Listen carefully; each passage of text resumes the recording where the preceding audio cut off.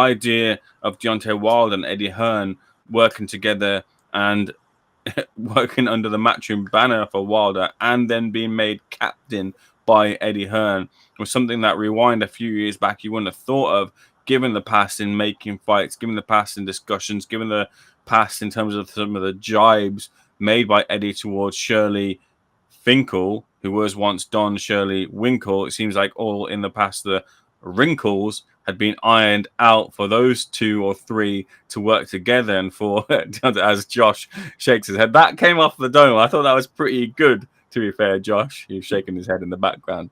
But nonetheless, the point is, to put it in short, is Wilder and Hearn are working together. It seems like the Saudis, it seems like the heavyweights are understanding that it doesn't matter, past this past, we can bury whatever it was, the hatchet in the background in the past, as long as we're all getting paid and making something out of it. We've got to seize the opportunity and put the egos to a side. You get that sense of wanting to work for the opportunity. You get the sense of maybe that the hatchet's been buried by Wilder and Hearn here, Josh, for those two to work together now on this 5v5. I think they understand the opportunity more than anything. Wilder needs a big platform, a big win, and a big promotion to get it back into people's mind, who's someone that can win a world championship. And the only way he's going to do that is by beating somebody of the level of Zhilei Zhang, who's been up there in recent months with his 2 wins over Joe Joyce. Obviously, he's had that defeat of late, but I think if Deontay Wilder was to go and beat Zhilei Zhang, it would put him back in the people's minds, back in right up in the rankings in the governing bodies, and yeah, people could seriously talk about him again as somebody who could fight for a world title. In terms of his relationship with Eddie Hearn, yeah, from what we saw up on stage, all those creases that you mentioned seem to have been ironed out. He seems like a very happy fighter. He seems like a very relaxed fighter. Certainly the Deontay Wilder that we saw in the Tyson Fury trilogy, he seems like a completely different person up there now. I spoke to Malik Scott about this, about the mindset change, and he was very, very positive on the side of Deontay, obviously, as he would be. But he just seems so calm and unfazed by anything. And I think that probably comes into the thinking when working with a new promoter and somebody all those years ago that they've had their back and forth and their battles with. He seems like a different person now, and maybe he's put those things behind him. And look, Eddie wanted a top heavyweight. He's got a top heavyweight, so he's obviously put those things behind him as well. And look, I hope this is more than a one-fight deal between the two. I'd love to see Deontay Wilder fight some of the other up-and-coming names in a year, 18 months' time, when he's whether he's had that world title opportunity or not. But yeah, I hope it is the beginning of more than just one fight with Wilder and Eddie. Before we get to the people in the comments, Josh, stick with you quickly. What do you think of this Zhang fight? It seems like he's in tough here for a return fight after a loss against Parker. Yeah, real tough for Zhilei Zhang. I mean, you're not going to get an easy night with Wilder, and I think the mental preparation side is really difficult for facing one of the biggest, if not the biggest, puncher in the division. Possibly the 2 biggest punchers in the division. I mean, Zhang's got to be up there with one of the heaviest punches as well. So the thing is, what it means for both of these fighters going forward. Zhang's 40 years of age. He's taken that loss last time out. If he takes another loss, where does he go from there? Does he want to sort of slug it out on the fringe levels? Or does he have the desire to do that? And it's exactly the same for Wilder. If he takes another loss after the loss to Joseph Parker, does he want to be there and fighting at what would be considered a slightly lower level for slightly less money, probably considerably less money, it has to be said. So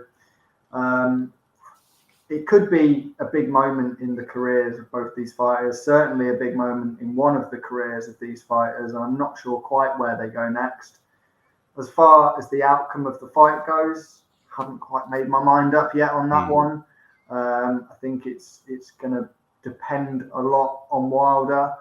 I think if it's a different Wilder to the bronze bomber we saw against in his last fight, then yeah, you'd like to think he's got the ability, he's got the power to get back on the winning trail. So for me, not one I've made my mind up yet, but you come back to me in a few weeks and I'll give you a pick.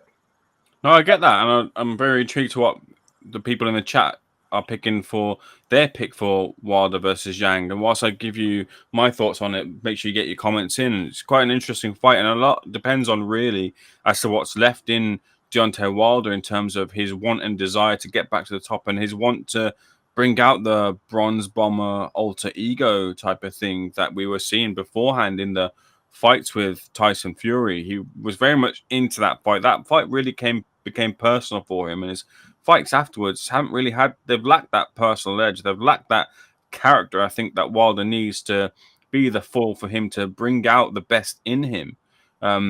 I think, Wilder still has that want to, he's still got that warrior's pride to stay on his feet and not want to get knocked out by any fighter. We saw that against Parker where he was clocked with a huge shot and you could see him momentarily kind of like stiffen the lights go in his eyes kind of thing, but he saw the fight through. He didn't want to quit in the stool or anything, but the fight still wasn't there in him. Whether that might be something different where he's not got an agile type of fighter in front of him who's not really looking specifically for the KO unless it kind of presents itself. Zhang is different, and he'll apply the pressure from the off, and he'll look to finish you off with, or at least within 5 or 6 rounds, where then he has the script sort of flipped up on him, where his weaknesses are then magnified after the halfway point, which is where maybe Wilder comes through.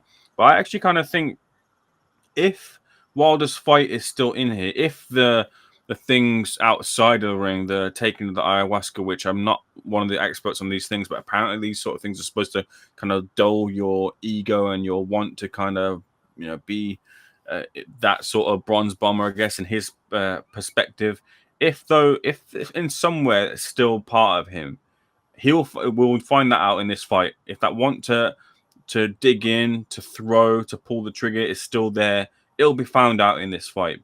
And it'll be there as well to find, because Zhang he's not the most agile of heavyweights. He's definitely got the boxing pedigree, or better boxing pedigree than quite a few still in the top level of the heavyweight division, as seen by how he was able to dispatch of Joyce in 2 fights in both different ways, with closing the eye with the accuracy, and then the second time around with a hellacious hook it was in the end, flattening Joe, who did incredible to get up from that. But Zhang is still there, and Zhang is still present to be hit back. I think Zhang has shown his vulnerabilities in the past as well. So that 5th, 6th, 7th round, if Wilder is still there, I'd make him the favorite at that point. And I'd make him the favorite to really put a dent in Zhang. And if he does, this is the sort of fight where you can kind of announce that Deontay Wilder is back. The bronze bomber is back. You muted fights like Joshua versus Zhang in the past, and you can sort of start peddling the wheels and say that Joshua didn't want to fight him. I've beaten him. I've beaten Luis Ortiz, who Joshua didn't want to fight. I'm on that comeback trail, and we can hopefully finally get the Wilder-Joshua fight that we've all wanted to see in the past, which has been a point of contention for promoters in the past as well too. So hopefully, and it's one of those things as well too, like the heavyweight division probably needs a Wilder fit and firing and back to his best. And I was quite surprised actually that it was Zhang in the opposite corner, given that he had the rematch clause against Joe Parker, so he could have exercised that. Maybe the Saudis didn't have that interest, so they thought they'd keep the momentum going, keep it going, keep the money coming in as well too, and taking the Wilder fight. I thought that maybe they might position Wilder and Joyce as the fight here, because then there's 2 fighters there who are in need of a big win, who are in need of a comeback. And you'd find out who's who, because if Wilder wins, it's going to be a knockout, and you can start pronouncing that Wilder's back. And if Joyce wins, you can start pronouncing that the Juggernaut is back. But maybe they thought in that sort of sense, just catch myself a little bit, that Joyce needed a couple of comeback wins, off of the back of that big knockout against Zhang. So that's probably why it was. But still, a slight bit of surprise that it wasn't that in the interim. Let's get to the people's thoughts in the comments on these fights. Here we go. Michael Thompson, good to see you, Michael Thompson, one of the Boxing Asylum listeners. Hrgovic has been hiding behind his amateur record. He pooped out once against Zhang, and that didn't go well. Yard could have could have stopped aging Kovalev. And to be fair, he wasn't that competitive as Beterbiev. Miro Gvozdyk gave him his toughest fight. Has his route overinflated his worth? I mean, I think, yeah, he could have stopped Kovalev. You are right. And I do think he put a lot into that, which meant that when Canelo capitalized upon it, Kovalev was less than heading into that Canelo fight. Although Kovalev was winning the fight up until the point, Canelo was able to shut it down and shut him down emphatically. And I think him coming off the back of the Kovalev fight probably has a bit to do with that. His yard pricing himself out of the domestic fights he skipped. I think a lot of the domestic heavyweights, domestic light heavyweights have kind of skipped the level. A lot of them have done that, haven't they? It seemed to have been the theme for the light heavyweights to maybe not fight each other and go and jump to the highest level. When Beterbiev and Bivol fight, unless there's a rematch, unless there's controversy or whatever, I'm not too sure if there's a rematch clause, but one of the two might end up being retiring, or one of the two might end up looking at their options, or the belts might fragment and what have you. And this gives the opportunity for them to then fight at the British light heavyweights to fight for a world title. And I think that's what they've all kind of been waiting for. So maybe a belt being there might finally get that line or queue of fights that we wanted to see to actually materialize and get going.